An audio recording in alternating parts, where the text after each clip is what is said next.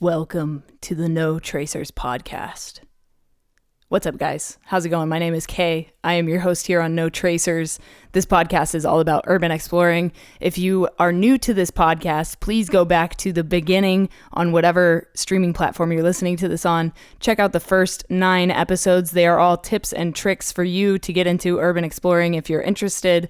And this week on the podcast, I am very, very excited to talk to Jeremy Abbott, aka Abandoned Nashville.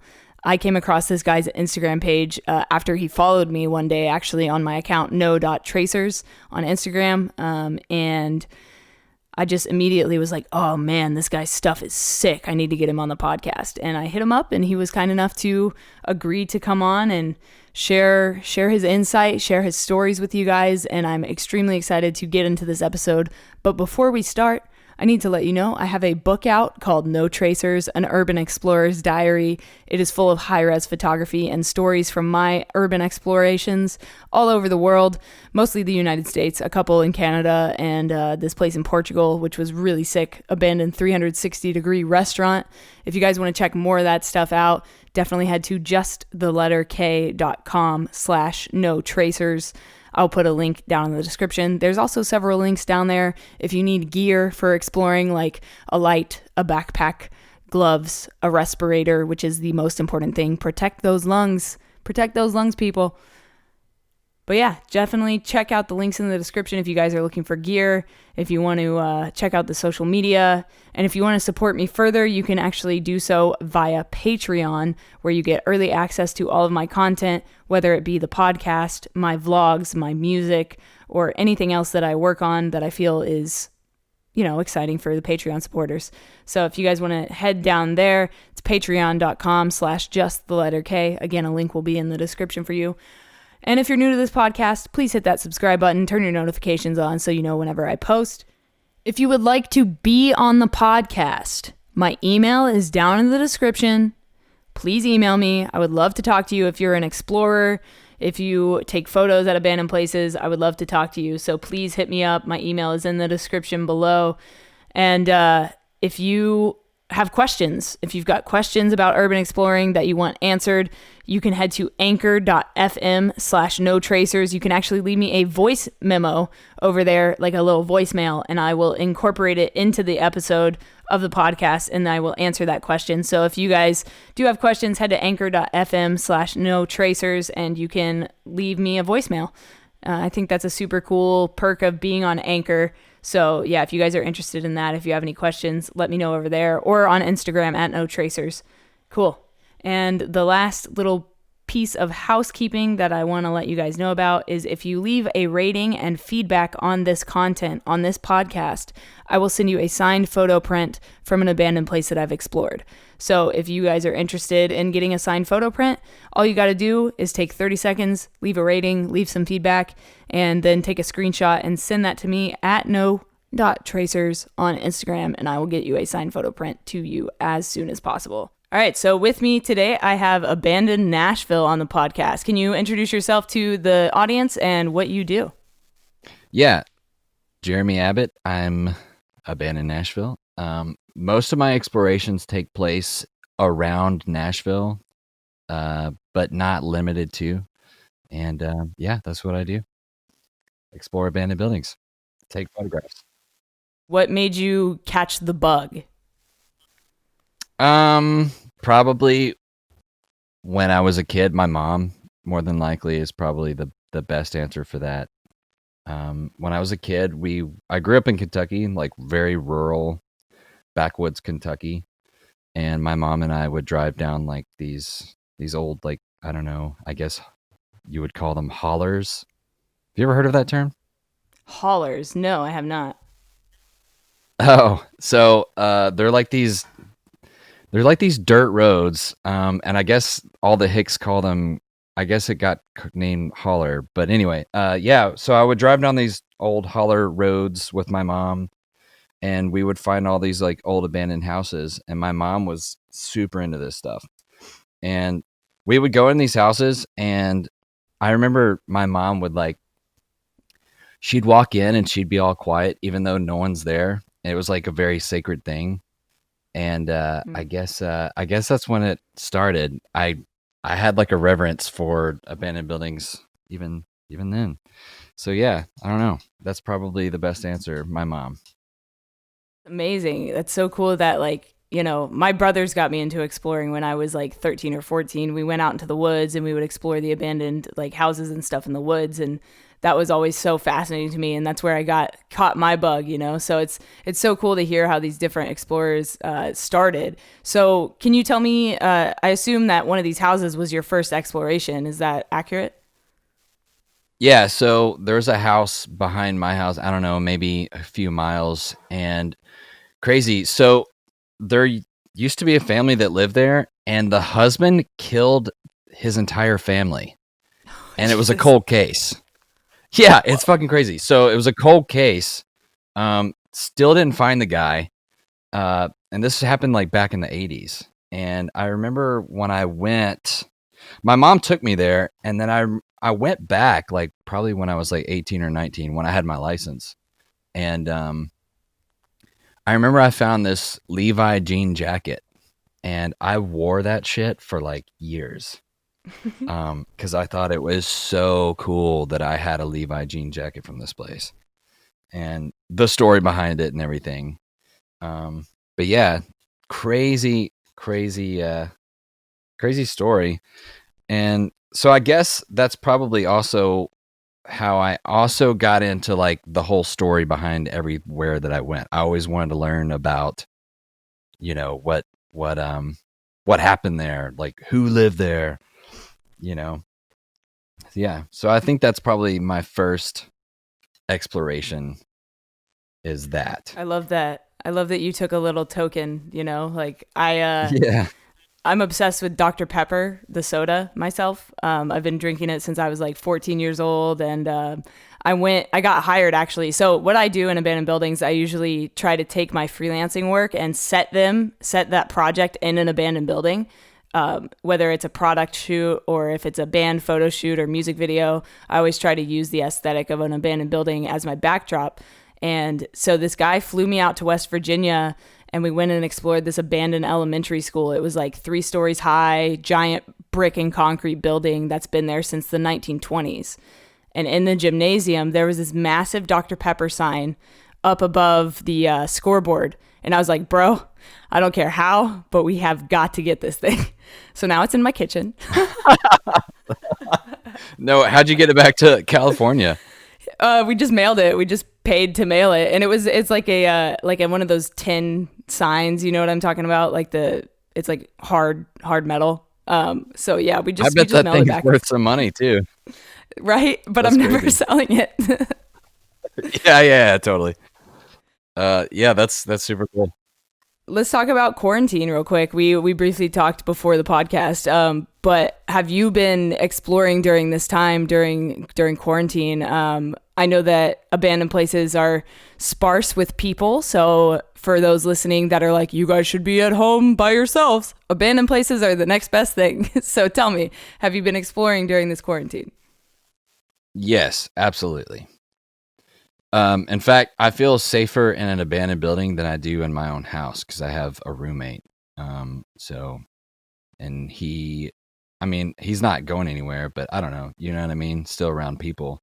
So in an abandoned building, you get to go and not be around people. And yes, I've been exploring. So let's talk about content creation. So social media, how has that impacted you as a content creator? How has social media impacted me as a content creator? Social media is a really powerful tool. So I guess I should give you a backstory on what I do. So I'm actually a freelance professional drummer, and Oh wow, yeah. as far as Instagram goes, it's been the number one tool that I use because I'm pretty introverted. I'm not that guy to like go out and have a business card and be like, let me accommodate you and play drums for you. Like I get to do that from my couch and be Mm. in people's faces and reach a lot more people than I would by mouth. So as far as Instagram goes, it's the most powerful tool I could have ever had. And same thing goes with abandoned buildings. Or abandoned Nashville. It's crazy because I started this page because I didn't want my personal page to be overrun with abandoned photos. And so I was like, well, I should just call this page Abandoned Nashville. And next thing you know, ironically enough, this page exploded and got much bigger than my drumming page. Such is life. But yeah, it's really cool. It's a powerful tool. I think for the first time in human history, we have the ability to like sit on our couches and market ourselves, and that's pretty fucking amazing. I totally agree with you. So when did photography come into the picture? When did you start taking photos of these places? I've always been interested in photography, but so my dad was a photographer in the Army, and I always thought that was so cool. But like music, also, he's a guitar player and I'm a drummer, and I always felt intimidated by my dad. Like, I always wanted to play guitar, and I was like, well, I'll never be as good as my dad at guitar, so there's no point in trying. And so I like chose drums. I know it's this weird thing. And sorry to be talking about my daddy issues on your podcast. but so yeah. So photography was kind of the same thing. I was like, man, I want to be a photographer, but I'll never be as good as my dad. I'll never know as much as my dad. But so I always like took iPhone photos of my little explorations that I did. And I think it's probably around when I hit about 10,000 followers on Instagram when I was like, oh, well, maybe I could do this. Maybe I am good enough to be a photographer. Like, maybe I do have what it takes to like do this. Perhaps I should take this seriously and get like an actual camera. And so that's what I did. Photography always came second to exploring. I think as of recently, photography is first in exploring. I guess I'm an extremist. Like, I think when I discover a new thing, I become obsessed with it and I fall in love with it. And that's all I think about. And that's what I spend all of my money on. And I buy all this shit, all this gear. And I think I'm in that stage right now of like having this newfound love with photography.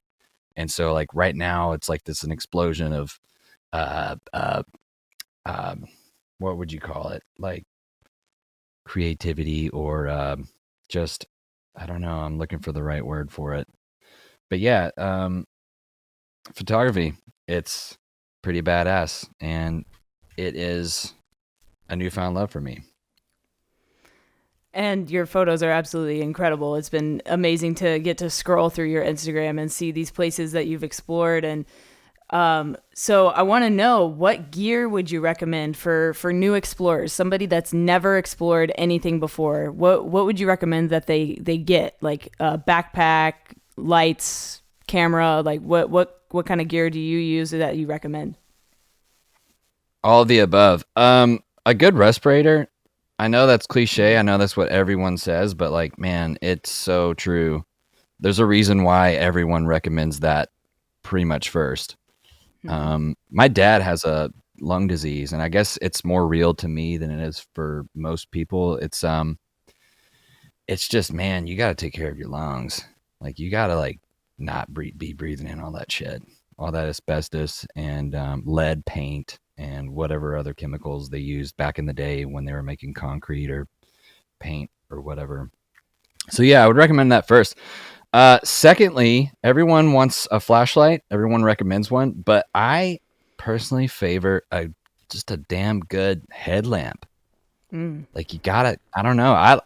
I'm a headlamp guy. So I like to have my hands free so I can climb into a building or just like walk around and keep my balance with my hands. I don't want things in my hand. And especially if I have a camera, I'm going to want one hand at least free. So a headlamp's really great. And also, you're guaranteed wherever you look, that's where the light's going to go. So a good headlamp, gloves, a good backpack, a good camera, a good lens that's good for low light, and preferably like a wide angle lens. I personally use a Sony Zeiss 16 to 35 millimeter, and it does everything that I need for it to do. And it's not too expensive. I think it's around $1,200. But you can get them used for like, I don't know, $700, $800 off eBay or something. But yeah, that's what I recommend as far as gear goes. Perfect. And what has been your scariest exploration? Oh man, what has been my scariest exploration? I mean, they're all scary. I'm a pretty paranoid person. I guess that's why I've never been arrested. And I am that guy who's just like, I take it very seriously. When I'm in an abandoned building, I'm like, oh, did you hear that noise? And like other people usually don't hear that. I don't know. I'm just paranoid. But they're all scary. I think I don't want to give you a cop-out answer like that. So I would say I explored a Freemason school here in Nashville. Yeah, it's so dope. This place was built in the 1800s, and it's like Art Deco-y. The classrooms are all still there. There's a gym with like a stage and like curtains where they would have plays. Like it's fucking creepy. I'd say probably that place because man, I'm not like a paranormal type person when it comes to these places, and I usually don't let my mind wander there. But man, this place was just creepy. Like, you know, when you're in a place and you're like, man, I'm not supposed to be here. That was that. Yeah, I call that the darkness. The darkness. I like that. Yeah, I wrote I wrote a little blog about it, and it's that feeling you get when you like turn a corner and there's like darkness there, but it's not just darkness, it's like the darkest darkness you could ever imagine seeing ever. And at that exact instant you're like, we should probably get the fuck out of here. Yeah, I think and it's not like our nature of like survival. I think it's like something else. Like I think it's like this, it's the darkness. I like that. Exactly. It's like walking into a portal. What it is. Yeah, it is. And I like to be that person that's like, no, fuck that. I'm going to walk into that portal. Like, I'm going to do that. No, seriously. And because I don't know, I like taking risks and I don't know, I like collecting experiences. But like, as far as this place went, man, I was like, I'm getting the fuck out of here. And also it didn't help that I was by myself. So there was this moment. So I'm getting to the story. Sorry, I'm like rambling a lot. But so I'm in the basement of this place. You have to crawl through this little tunnel to drop down into the basement. It was like a laundry chute. You drop down to the basement of this building, and it's like probably ankle deep of water. And so it's really loud when you're walking. And I explored the place, getting really creepy feelings, really creepy vibes. So I was like, well, I think it's time for me to leave. And you have to leave back through the basement. And so I went back down into the basement. And as I was walking through the basement, trudging through the water, there was, I swear to God, I sound crazy, but there was also another set of footsteps trudging through the water behind me. Oh my God. I swear to fucking God. I know. I sound, and I don't know. I don't know. I don't even know why I'm telling this story on this podcast. I sound like an idiot, but no, it's amazing. So, I'm walking and like I'm speeding up because I'm scared to fucking death. And I'm walking faster toward the tunnel and I can see the light of the tunnel. I couldn't get there fast enough. And as I was speeding up, this thing was also speeding up behind me. It was like, as if I'm kind of getting chased out of this place. And I like hurry up, jumped into the tunnel and I'm crawling and I'm imagining the worst, like something grabbed me by the feet and pulling me back into the tunnel like a horror movie. Yeah. But yeah, I got the fuck out of there and I haven't been back to that place since. Wow. I just, I don't know. Every time I drive it past it like almost every day. And, when I drive past it, I just like look over. I'm like, man, that's the location that got me. Like, that's the location that like, it's just like I don't know. I don't know. But if you ever come to Nashville, I'll totally take you there. Okay, But for sure. Let's go get chased around in the just, basement. yeah. Yeah, exactly. Just be warned, we will encounter the darkness. The darkness. Yeah, for me, that place that darkness. I might never go back to is called the Downey Insane Asylum, and that's an insane asylum here in California. That's super well known, which is why I feel comfortable saying the name of it.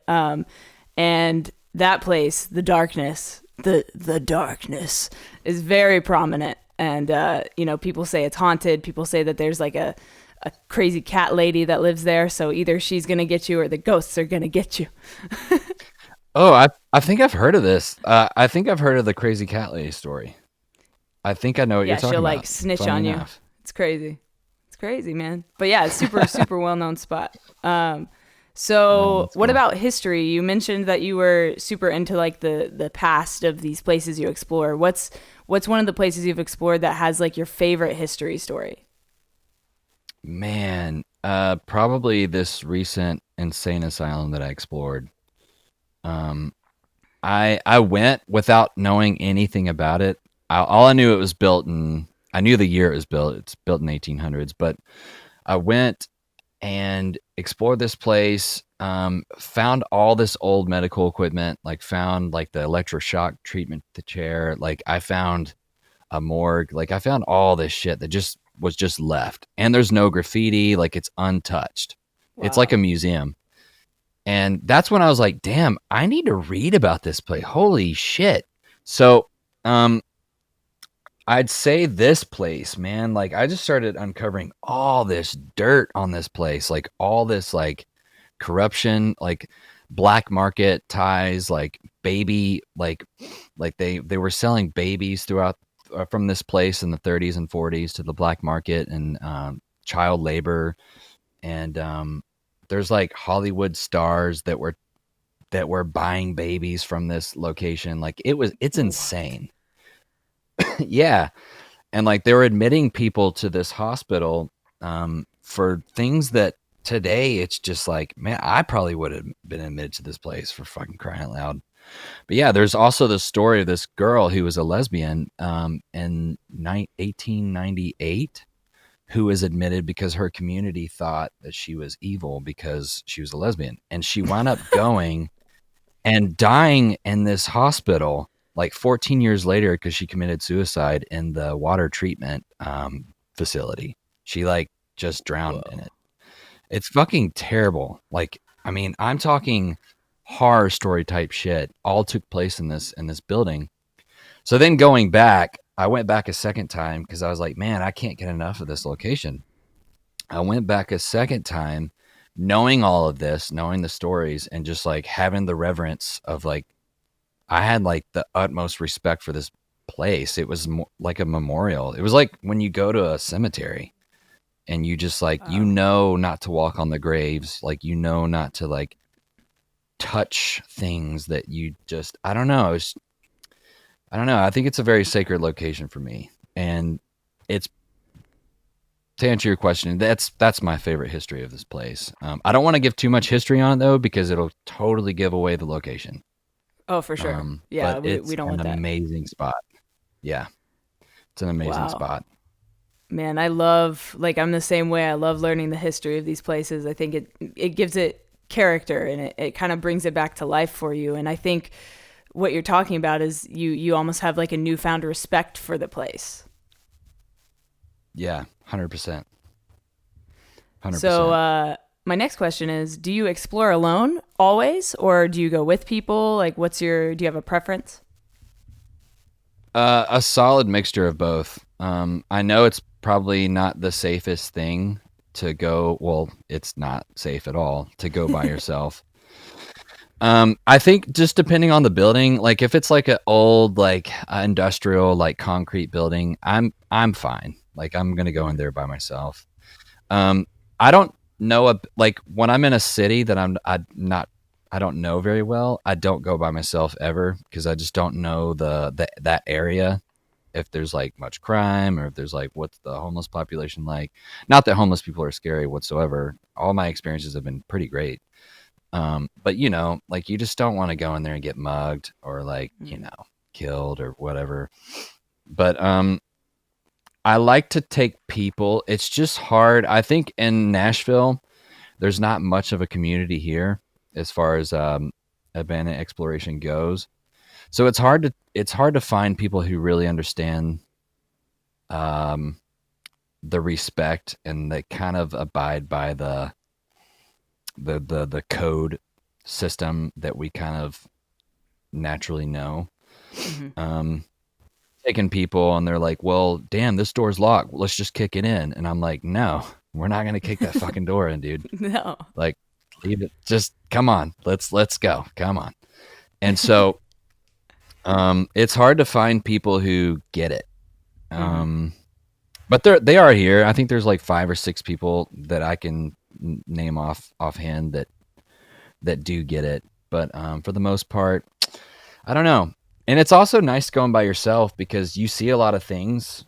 I guess you could say the same thing for going with people too, but you see a lot of things you wouldn't have seen because you're not thinking about that other person. You're not thinking about what they're doing, or like, and like, if you hear a noise, like, you're not, you know, it's not someone else. Yeah. And so like, I don't know, you hear a lot more noises. You hear a lot more things. There's not another set of footsteps that's happening. So you hear a lot more things, and like, you really get to soak up the experience even more.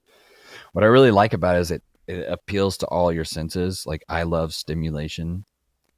And so abandoned buildings, like the smell, like what you see, what you hear, like what it feels like it you can even taste it. Like when you walk into a room, you're just like, man, it just, I don't know.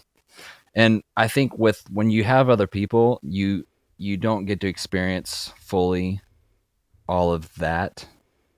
So I don't know, a solid mixture of both. I go by myself and explore with other people.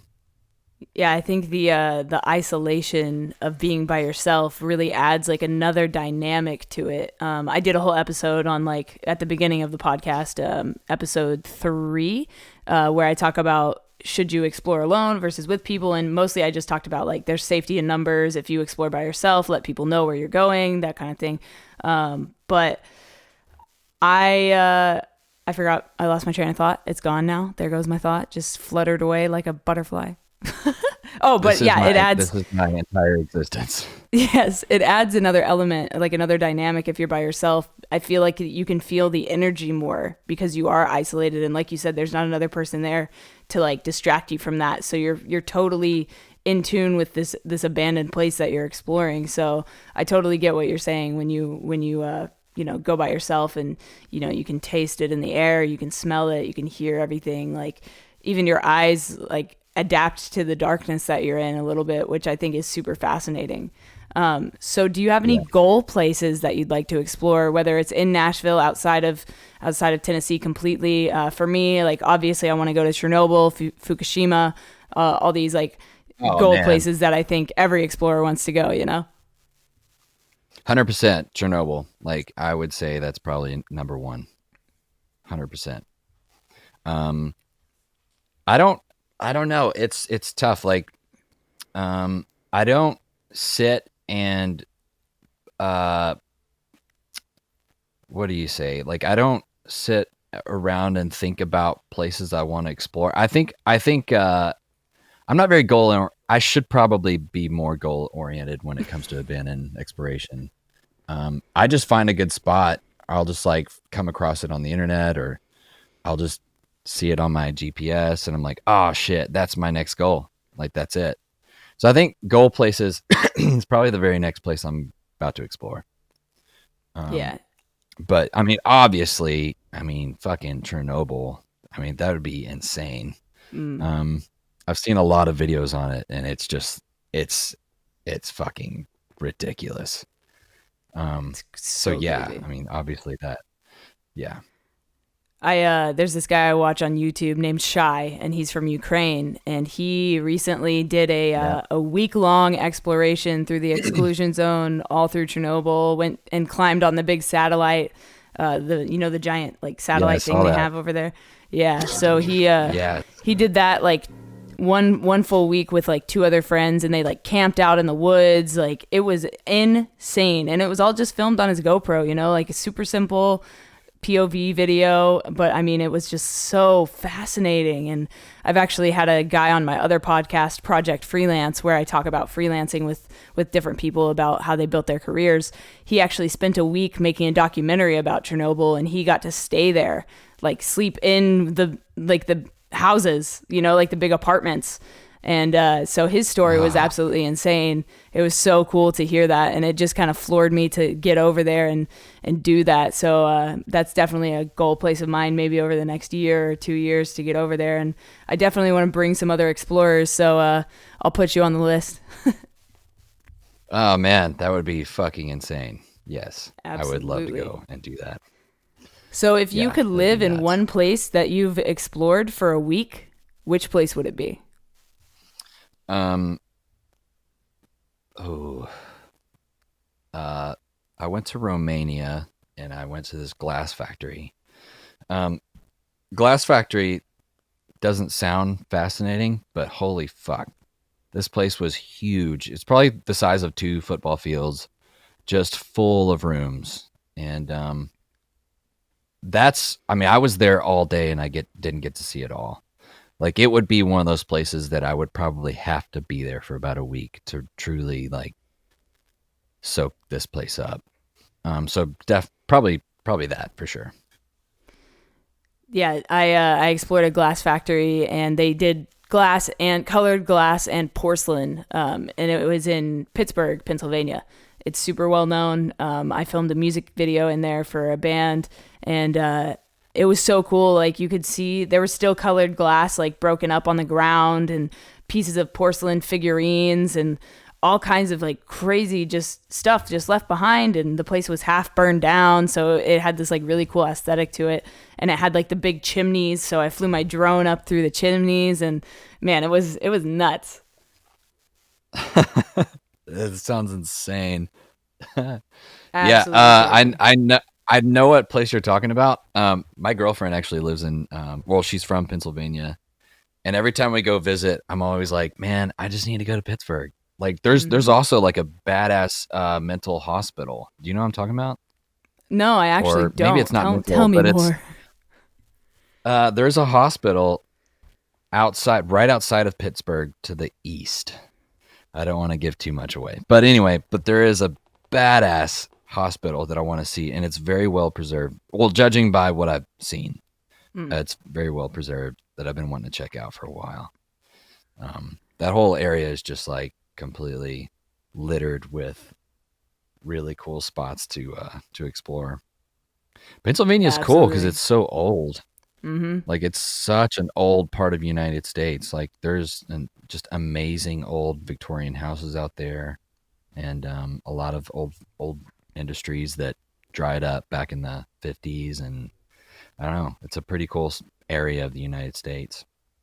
Yeah, I love going over to the east side, or the Midwest, but mostly the East Coast, east side of the states, because out here in California, of course, we have really cool spots, but they're few and far between.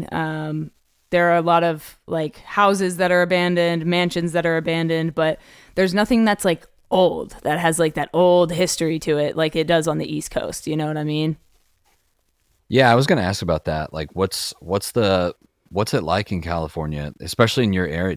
You said you live in LA? I live like 40 minutes south of LA. So we usually have to like venture out of, Southern California to go find these places. We've got like an abandoned water park on the way to Vegas that everyone knows about. It's literally off the freeway. Like, you pull over and you can walk in, and it's just this huge water park. But my favorite place that I've explored is actually just outside of the city of LA. There's it's actually crazy to talk about. There's a 17-story abandoned hospital that's just sitting there just smack dab in the middle, like right off the freeway. Nobody knows it's abandoned, but the entire thing is abandoned. And a security guard actually let us into the service elevator, and we like blagged our way in. We were like, oh yeah, we're going to a classroom on the 4th floor. He was like, oh, okay, yeah, take the service elevator, and used his key card and put us in the service elevator. And I pushed 4, and I was like, okay, when we get to the 4th floor, we're going to go to a stairwell and we'll just run up the stairs to go to the top. And then the elevator doors shut. Nothing happened for like 35 seconds. And I was like, holy shit, the security guard just locked us in this service elevator. We're screwed.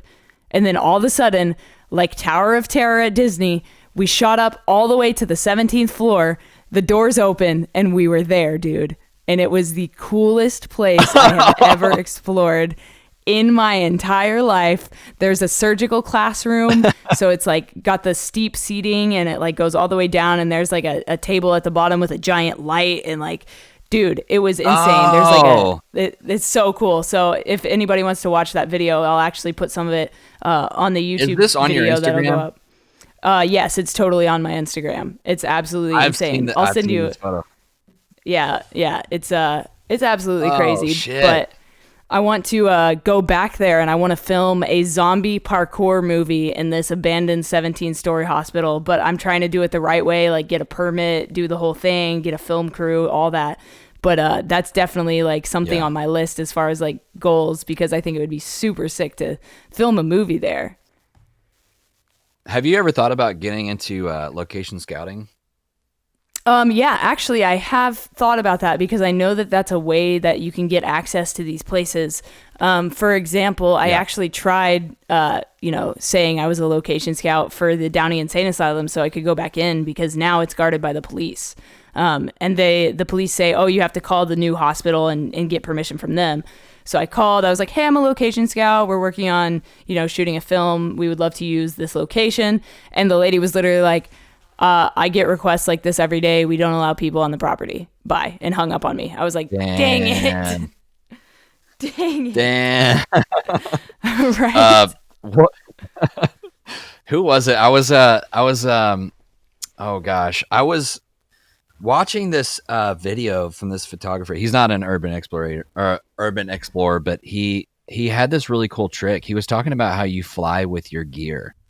And he said a really cool trick that he does is he makes these fake ID cards and wears around his neck. And he's like, I just take a fucking barcode from, a Coke bottle, and I paste it onto my ID card. And so it looks legit. And he's like, and I get like free, I get my shit flown for free.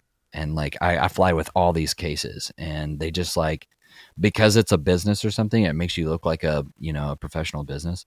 So anyway, I was wondering maybe if I could apply that same thing, just like get these like cards made, and it's like location scout, like with what film company or whatever. And I have like a fake barcode on it. Maybe go to these places and be like, hey, what's up? I'm Jeremy Abbott, blah, blah, blah, blah, blah. I don't know. It's an idea. It's an idea. More than likely it wouldn't work. But anyway, I thought it was so clever that guy does that. He just like beats the system like that. Oh, it's brilliant. And you should always try to beat the system when you can. Yeah, 100%. Because fuck the system. Yeah, because fuck this. We're renegades. Absolutely. Rebels at heart. Rebels at heart. Yeah. Okay, so what is something you know now that you wish you knew when you started exploring? Oh, man. I wish I had known how important it is to keep the locations a secret. Man, like I can't tell you how many. Okay, so let's take the Tennessee State Prison, for example. Everyone knows about that spot. But not everyone knew about that spot back in the day. And that's actually kind of like my Instagram breakout location. Because it was so taboo to explore, and like I went and did it, snuck in, and posted all these photos. Next thing you know, my page just like gains all these followers, and then the next thing you know, and I like this is I don't know, maybe 8 years ago when I didn't understand what I was doing. And I just told everyone, I was like, yeah, I explored the Bend in Tennessee State Prison. Check it out. Here's my photos. And just like flaunting all these fucking photos of this place. Next thing you know, all these kids started showing up. And I don't think I'm solely to blame, but I think I definitely have a part in it. And it really sucks knowing that. Like, I live with that every day. Next thing you know, I get kids like writing me. They're like, dude, check out the graffiti I did in Death Row. And I'm like, oh, dude, are you fucking kidding? Why? So I took, oh, yeah. I'm totally admitting all this shit. So, yeah, it sucks. Like, that's when I took a lot of the photos down. Like, I had some photos of Death Row. I took those down. I had photos of some of the cells. I took those down. And took the name off of all the locations I did keep on my page, and just trying to do whatever I could to like preserve and whatever. And then next thing you know, they put all these cameras up all throughout the facility. Like, there's cameras even in the fields, like facing the location. Like, it is almost impossible to get inside that place now. And I wish I had known 8 years ago how stupid that was to get on Instagram and just announce to the whole world that I had just explored that location. So I'd have to say that's it. I wish I had known that. So what is next for you? What do you have any plans to explore in the coming weeks, in the coming months? Yeah, I'm actually gonna probably going to go back to the mental hospital and do an entire walkthrough of the place. I already did one once. I got a lot of great footage, but I'd like to go and get a couple more things and put it all together. And I'm going to start branching out to YouTube, which is a new I guess, frontier for me. I've never really understood YouTube and like how to grow a following. Instagram's always come really easy to me, but I think that I would like to do this. I would like to take people kind of on virtual tours of this place. I think a lot of the questions I get is just like, what's it like? Like, what's it like being in there? And what does it sound like? What does it feel like? And I think that the closest thing I could do is just to explaining this to people is just kind of letting them vicariously experience it. And so, yeah, I want to go back to this location and get some good footage of it, and do a POV video on it. And I noticed that you use a GoPro. How do you like? What's your thoughts on this? Like, is a GoPro good enough for something like that? So I film, I do like a chest mount with the GoPro, and then I also shoot on my Sony A7S II. So I've got two video sources. The Sony obviously is better in low lighting, but the GoPro gets the job done, and I think people will watch it regardless. I've been on YouTube for a decade, so if you need any tips, any pointers, definitely reach out to me. Let me know. I would love to help you with this new journey that you're going on in the land of YouTube. I've got a fair bit of experience, and I think that your content will do really well up on that platform. So I highly encourage you to definitely dive into the deep end with it. Yeah, you have some really cool gear videos. You did one recently where you just like took out your backpack and you're like, guys, this is what's in my fucking bag. Yeah. And it was really good. Like, I think I even commented on it before I even knew who you were. I was like, holy fuck, we need more of this. Like, we need these kind of videos. Exactly. But because we do.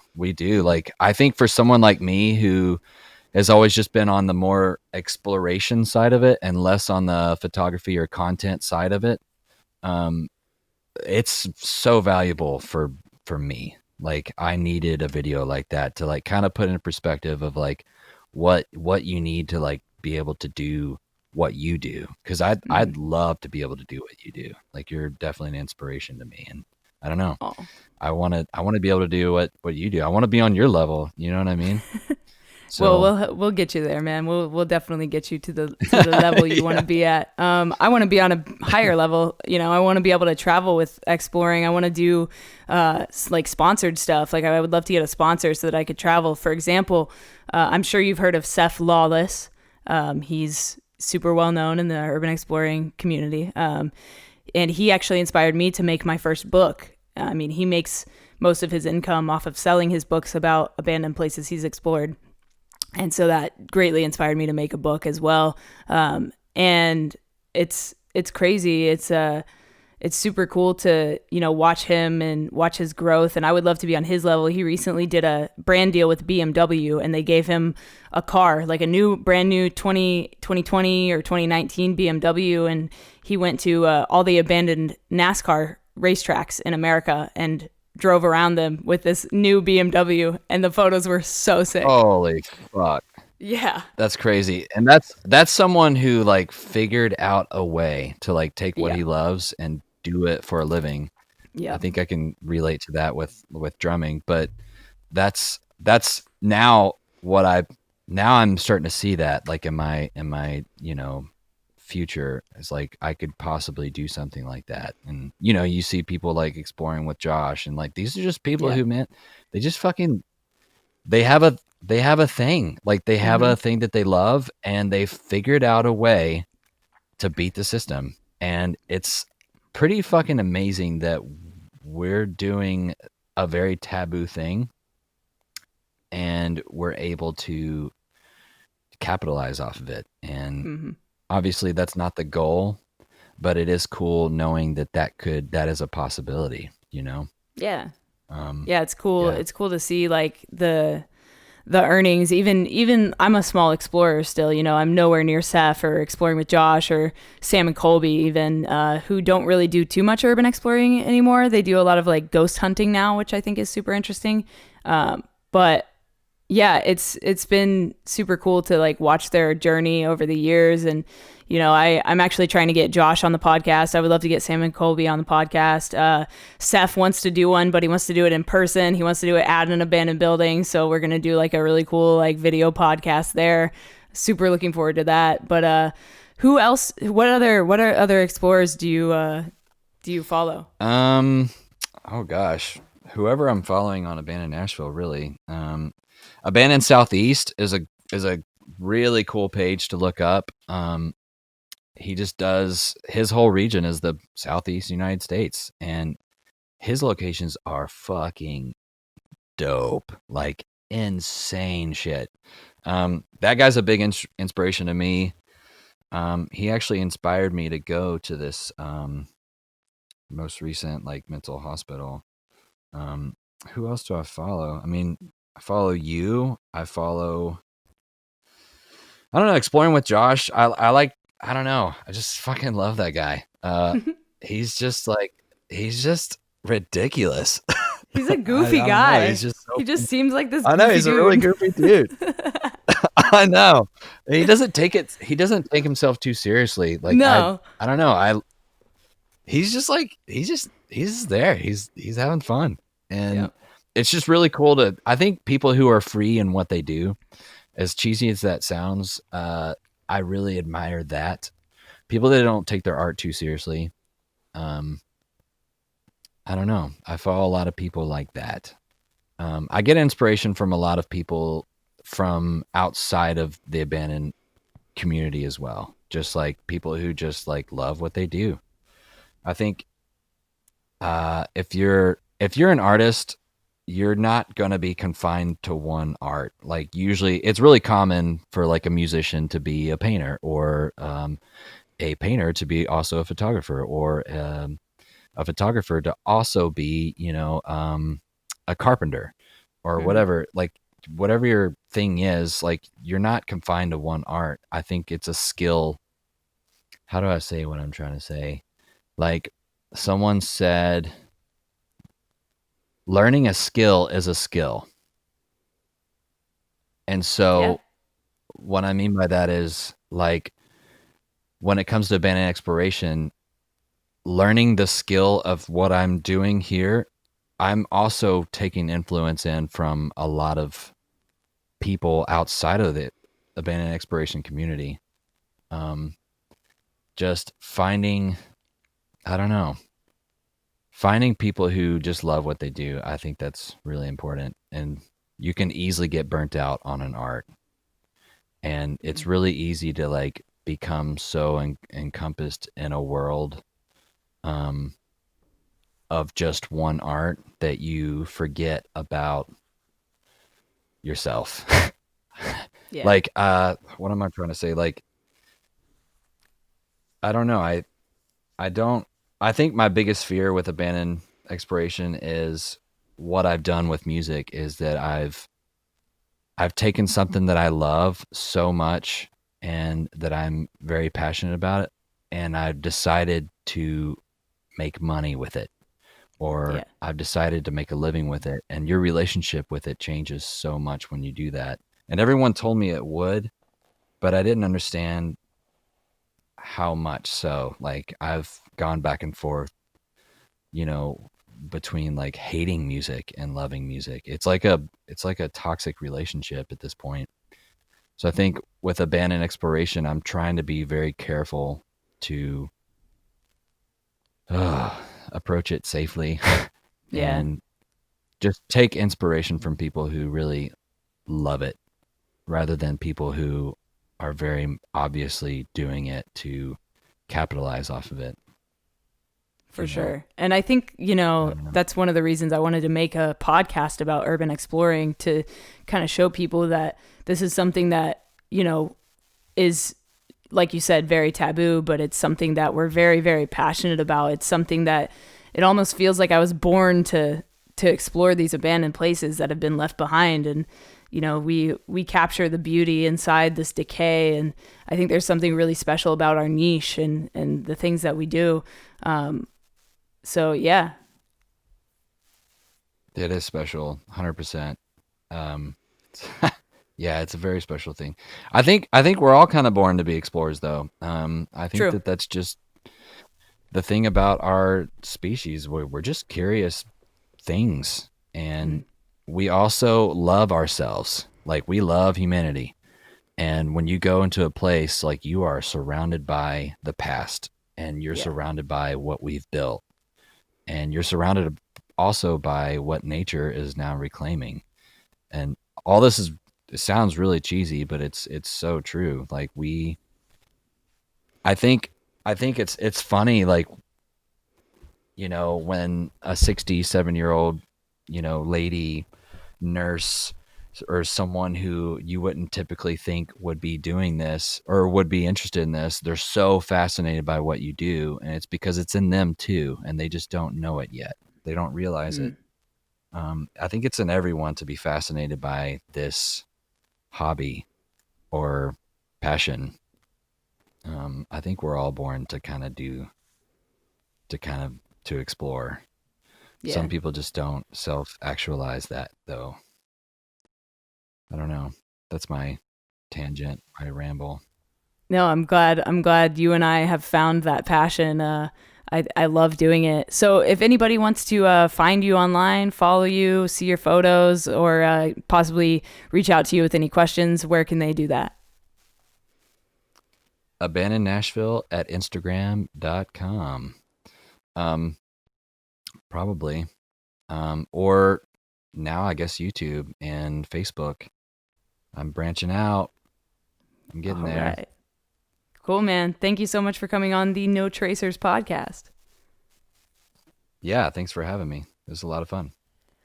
All right, so that was my podcast with Abandoned Nashville, also known as Jeremy Abbott. Thank you so much, Jeremy, for coming on the podcast and sharing your stories and your insight with the audience. I think that they're really going to enjoy this episode. And if you made it all the way to the end of the episode and you haven't left a rating or feedback yet, what are you doing? What are you doing with your life? I need that rating. I need that feedback. I need to know what you think about this podcast so that other people can also enjoy it. See, when you leave a rating, when you leave feedback, it helps this podcast grow on the iTunes and Spotify charts. So if you guys are interested in helping this podcast grow, please leave some feedback and a rating, and I'll send you a signed photo print like I said at the beginning of the episode.